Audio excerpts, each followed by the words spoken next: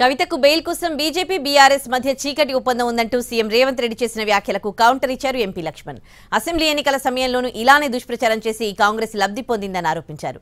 అసలు చీకటి ఒప్పందం కాంగ్రెస్ బీఆర్ఎస్ మధ్య జరిగిందని, అందుకే కార్ను జాకీ పెట్టి పైకి లేపేందుకు సీఎం రేవంత్ ప్రయత్నిస్తున్నారని కౌంటర్ ఇచ్చారు లక్ష్మణ్.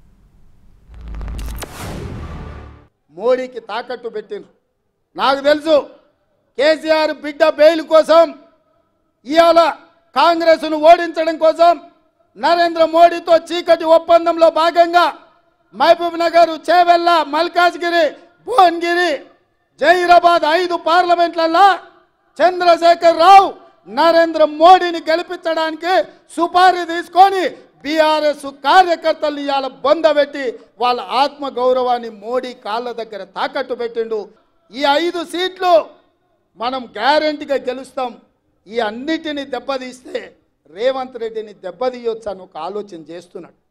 కవితను ఎందుకు అరెస్ట్ చేయలేదు, కవితను ఎందుకు అరెస్ట్ జరగలేదు అని ప్రశ్నించే మీరు ఇవాళ దర్యాప్తు సంస్థలు ఆధారాలతో సహా ఇవాళ నిరూపించి అరెస్ట్ చేసి చివరి కోర్టు సైతం కూడా ఇవాళ వారికి బెయిల్ ఇవ్వలేక పరిస్థితి వస్తూ ఉంటే ఇప్పుడు మళ్ళీ బెయిల్ కోసం బీఆర్ఎస్ బీజేపీ మళ్ళీ కాళ్ళ బేరానికి వస్తుంది బీఆర్ఎస్ చెప్పడం ఏదైతే ఉన్నదో ఇవాళ న్యాయస్థానాలను తప్పు పట్టడమే అవుతుంది.